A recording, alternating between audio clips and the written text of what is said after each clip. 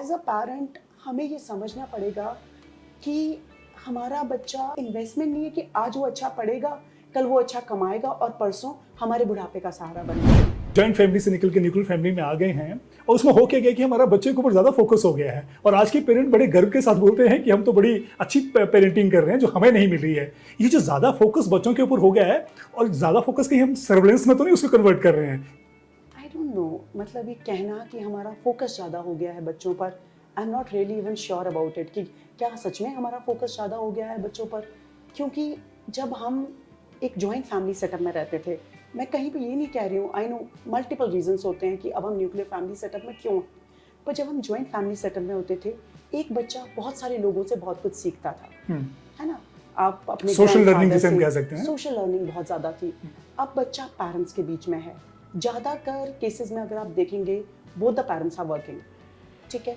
तो जब वो शाम को घर पहुंचते हैं तो उनके पास कितना समय है वो क्वालिटी टॉक करने का बच्चे के साथ।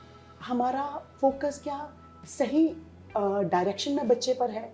जब मैं इन बच्चों से बात करती हूँ, मेरे पास जब बच्चे ओपीडीज में आते हैं तो मैं देखती हूँ कि एज अ पेरेंट मतलब अगर हम भी देखें, I am a mother to 2 teenage boys, तो मैं देखती हूँ कि मल्टीपल फैक्टर्स हैं हमारी अपनी अपब्रिंगिंग में और हम जो डे टू डे स्ट्रेसेस या डेली हैसल से घर पहुँच रहे हैं, उसके बाद हम एक्सपेक्ट करते हैं कि सब कुछ परफेक्ट हो। द चाइल्ड, अगर मेरा दिन रफ हो सकता, द चाइल्ड में also have had a rough day, पर अगर हम जाते ही, और मुझे लगता है कि आजकल की पेरेंटिंग में, मतलब आई डोंट नो, मतलब that is what I am figuring out. Parenting सबसे डिफिकल्ट टास्क है, सबसे पहले तो मैं ये कह दूं, पर आजकल की पेरेंटिंग में एक कांस्टेंट क्रिटिसिज्म है।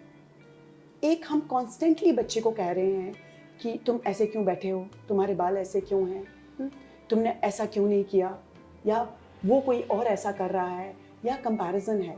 तो मतलब कहीं ना कहीं आई डू नॉट नो, मतलब एज अ पेरेंट हमें ये समझना पड़ेगा कि हमारा बच्चा कोई बिजनेस इन्वेस्टमेंट नहीं है। अगर हमने बच्चा चूज किया है कि हमने वो एक इंडिविजुअल है, एक्चुअली यूनिक इंडिविजुअल है और वो हमारी इन्वेस्टमेंट नहीं है कि आज वो अच्छा पढ़ेगा, कल वो अच्छा कमाएगा और परसों हमारे बुढ़ापे का सहारा बनेगा।